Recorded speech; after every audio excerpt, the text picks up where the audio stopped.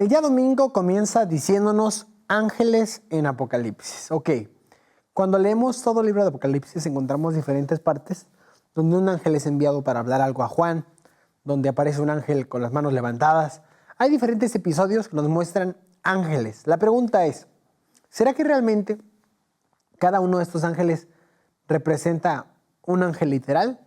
Recordemos que Isaías capítulo 6, si no estoy mal, Isaías 6, 4, nos muestra qué tipos de ángeles existen en el cielo.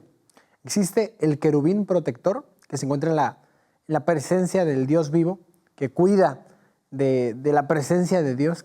Satanás era un querubín protector, de acuerdo a Ezequiel capítulo 28. Entonces existe el querubín, como primer nivel, podríamos llamarlo así. Y después del querubín viene el serafín. Y después del serafín viene el ángel. Entonces hay como que cierto nivel de rangos en ángeles. Y hasta arriba está el arcángel. ¿Qué significa arcángel? Aquel que es como Dios. Entonces, cuando hablamos de un arcángel, estamos hablando de un Dios mismo, es decir, Jesús o el Padre o el Espíritu Santo. Entonces, tenemos esa escalera de niveles de ángeles. Ahora, Apocalipsis presenta diferentes ángeles. Y tenemos la primera pregunta que dice, compare y contraste los diferentes tipos de mensajeros representados por ángeles. Tenemos aquí diferentes capítulos y versículos de Apocalipsis. Apocalipsis 1:20, Apocalipsis 10:1, Apocalipsis 10:5, Apocalipsis 11:1 y Apocalipsis 22:8. En este momento voy a colocar una imagen en tu pantalla donde puedes ver cada uno de estos ángeles y cada una de sus características que aparecen de acuerdo al contexto del versículo. Analicemos primero Apocalipsis 1:20. Hablamos aquí que cuando se hace la introducción de las 7 iglesias de Apocalipsis 2 y 3, nos muestra que las 7 estrellas son ángeles de las 7 iglesias y los 7 candeleros que viste son las 7 iglesias. Entonces, aquí hay como una alegoría interesante donde coloca a los ángeles como si fuesen candeleros, como si fuesen estrellas.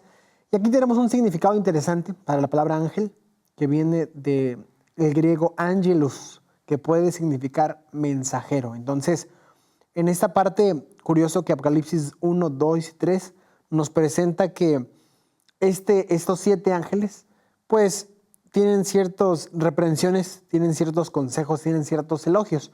Y uno se puede quedar pensando, si un ángel es santo, ¿por qué tendría una reprensión? Si un ángel es perfecto, ¿por qué tendría un consejo o un elogio? Entonces, con esto definimos que realmente los 7 ángeles que son mencionados en Apocalipsis 2 y 3 no son ángeles, son mensajeros que podríamos definir que serían humanos o parte de los líderes religiosos de diferentes épocas de la iglesia de Dios. Entonces, en Apocalipsis 1, 2 y 3, que son los capítulos iniciales de Apocalipsis, encontramos estas 7 iglesias, pero que son 7 ángeles, pero que son 7 movimientos humanos, podríamos llamarlo así. Entonces, no siempre que la Biblia menciona ángel, representa un ángel literal o un querubín o un serafín. Tenemos aquí Apocalipsis 10, versículo 1 y versículo 5. Aquí tenemos ya un mensajero divino. Y ese mensajero divino dice que está envuelto en una nube, tiene un rostro como sol, un arcoíris sobre su cabeza y sus pies como columnas de fuego.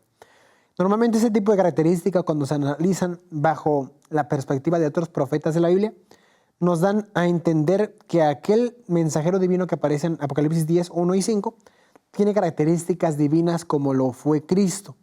Entonces, envuelto en una nube, profetas mencionan que Jesús regresará en una nube, en una nube gloriosa. Cuando dice que tiene autoridad sobre el mar y tierra, pues entendemos que el único que tiene autoridad sobre el mar y tierra es aquel que los cree, entonces es Jesús. Entonces, tenemos diferentes características de ese ángel, que un rostro como sol, Malaquías 4:2 dice que el sol de justicia es Cristo. Entonces, tenemos diferentes características que muestran que este ángel representado en Apocalipsis 10 es Cristo. Entonces, no todas las veces que aparece ángel significa que sea un ángel literal. En este caso puede ser Cristo, porque Cristo también es un mensajero. Ahora, Apocalipsis 11:1 nos muestra otro ángel celestial. Este ángel dice que tiene una caña semejante a una vara y es mandado a que mida el templo de Dios y el altar y a los que adoran en él.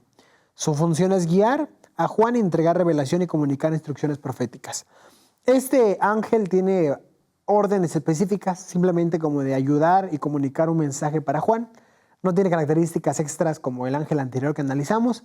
Este ángel entonces podríamos deducir que es un ángel normal, ¿ok? Y finalmente Apocalipsis 22:8, que es un ángel que también se le presenta a Juan y que dice la Biblia que Juan se quiere postrar ante él para adorarlo. Y el mismo ángel menciona que es un consiervo de Juan y que no hay necesidad de que él se postre ante él porque él mismo es un ser creado. Entonces, el ángel de Apocalipsis 22:8 también representa a un ángel normal de la patria celestial. Entonces, queridos, con esta tabla podemos identificar que no todo ángel que aparece en Apocalipsis significa un ángel celestial. A veces puede ser Jesús, a veces puede ser un hombre o un grupo de hombres que representan estos mensajeros, dependiendo el contexto. Recordemos que es algo fundamental para analizar la profecía, porque un texto sin su contexto es un pretexto, así dice la famosa frase. Entonces, con esto respondemos la primera pregunta. Los ángeles que tenemos aquí son diferentes de acuerdo al contexto que se nos presenta en la palabra de Dios. Ahora, la segunda pregunta menciona lo siguiente. ¿Cómo envía Dios un mensaje a todos en la tierra? Ok. Si bien hay una escalera de comunicación, el padre o el hijo mandan un mensaje y ese mensaje es mandado por ángeles y ese mensaje de ángeles es entregado a los humanos y los humanos lo comparten humano con humano. Esa es la escalera. Dios, ángeles, humano. Y principalmente sería Jesús, ángeles, humano. Esa es la escalera ideal de la comunicación. Nunca vamos a encontrar que un ángel dé una predicación para 1000 personas en la Biblia. No existe eso. No hay una referencia bíblica que aparezca un ángel y dé un mensaje divino de amonestación para los hombres. Encontramos ángeles destruyendo Sodoma y Gomorra. Encontramos a ángeles mandando ciertos castigos. Pero nunca encontramos a un ángel mostrando un mensaje a miles de personas. Lo que encontramos también son referencias de ángeles siendo inspirados por Dios, hablando a los profetas para que el profeta hablara algo al pueblo. Pero siempre hay como intermediario un hombre. Por eso Romanos capítulo 10, versículo 13, 14 y 15 nos habla de que si bien hay personas que pueden creer, ¿cómo va a creer si nadie le habla? Sí, dice la pregunta aquí. ¿Cómo irán sin haber quien les predique? ¿Y cómo predicarán si no fueren enviados? Como está escrito, cuán hermosos son los pies de los que anuncian el evangelio de la paz, que predican el evangelio de los bienes. Entonces, cuando hablamos de este versículo de Romanos capítulo 10, encontramos que en el versículo 13 encontramos la primera palabra, no primera palabra, pero es una palabra que define el término apóstol, el enviado. ¿Ok? Cuando dice Romanos capítulo 10, porque todo aquel que invocar el nombre del Señor será salvo, ¿cómo pues invocarán a aquel quien no ha creído? Y aquí dice, ¿cómo predicarán si no fueren enviados? Esta palabra de enviados, de acuerdo al griego, apostelo, significa una persona que fue enviado, un representante que comienza a poder declarar algún mensaje. Entonces, la palabra apóstol se deriva de esta frase. ¿Qué acontece, queridos hermanos? Que en la época antigua no había WhatsApp, no había llamadas, no había forma de poder comunicarte con una nación diferente de un momento a otro. La comunicación era completamente a pie. Por eso se dice aquí, cuán hermosos son los pies. No porque los pies de todos sean bonitos, sino porque la persona que lleva un mensaje de punto A punto B y es un mensaje de esperanza, manifiesta ese poder divino. Antiguamente Roma construyó diferentes carreteras e hizo eso fácil el acceso para que Jesús llegara a predicar a diferentes naciones, diferentes partes de Israel o del Medio Oriente. Y eso es algo interesante, ¿no? Siempre antes se predicaba a través de caminar. Hoy es un poco diferente. Hoy estamos enfrente de una cámara haciendo un video y predicando a los hermanos, a las hermanas. Y no ocupo caminar, solamente una cámara, internet y listo. Entonces, hoy en día ha cambiado un poco el término de cómo mandar los mensajes, cómo enviar los mensajes, pero sigue siendo eso, el transmitir un mensaje de humano a humano. Entonces, con eso podemos deducir que siempre en la Biblia vamos a encontrar como una orden que un humano le hable a otro humano de la esperanza que tiene en Dios. Hay una frase muy bonita, a ver si me recuerdo cómo dice. Dice así, el evangelio es cuando un mendigo le presenta un pan a otro mendigo. Algo así, si no estoy mal, no mal recuerdo, es así. Nosotros no somos nada no somos nada importantes, porque Dios pudo haber mandado ángeles para predicar su mensaje, pudo haber mandado ángeles para poder amonestar a los hombres, pero no. Él escogió a hombres débiles, sin mucho conocimiento, sin mucho que ofrecerle a este mundo, pero de un hombre débil a otro hombre débil, Dios quería usarnos como instrumento para llevar ese aporte de salvación a los demás. ¿Por qué? Porque un humano comprende mejor a otro humano, empatiza mejor con otra persona. Entonces, yo le hablo a alguien de Jesús por mis heridas, por mi pasado, por mis errores, y le digo, mira, Jesús me salvó, Jesús me restauró, y yo sé que así como Jesús me salvó y me restauró, también te puede salvar a ti.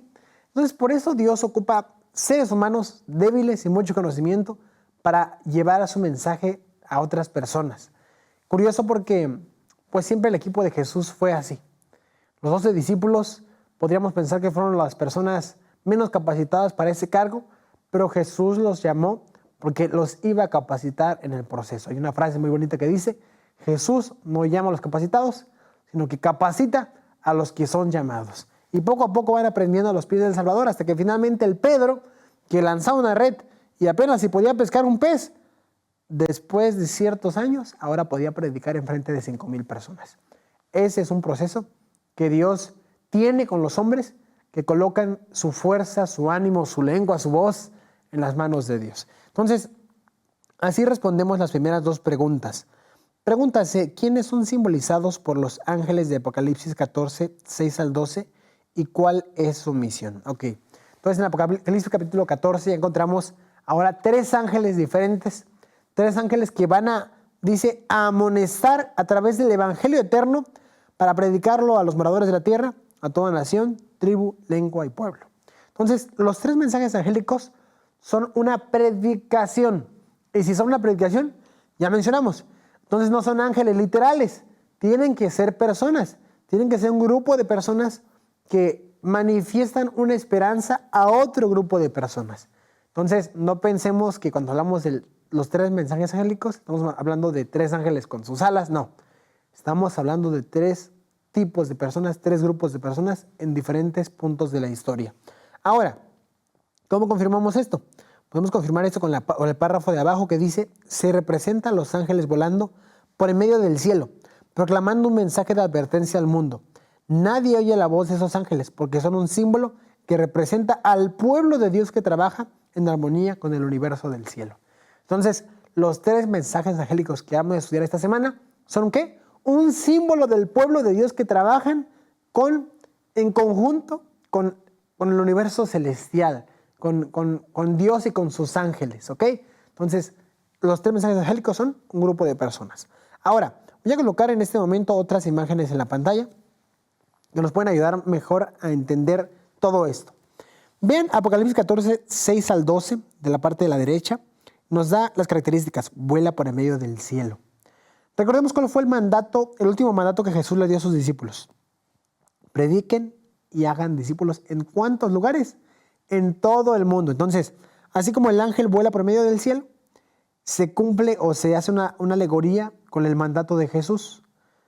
Es llegar a todo el mundo. Cuando el ángel vuela en el cielo es porque va a ser visible, porque va a llegar a muchos lugares. Y esto tiene un simbolismo interesante con el mandato de Jesús. Ahora dice, proclama el evangelio eterno a toda nación, tribu, lengua y pueblo. Eso significa la parte de id y hacer discípulos de Mateo 28, 19. Dice, llama a temer a Dios y adorarle. Apocalipsis capítulo 14, versículo 7 dice, teman a Dios y dadle gloria porque la hora de su juicio ha llegado. Y adoren a aquel que hizo el mar, el cielo y las fuentes de las aguas. ¿Qué dice Mateo 28, 19?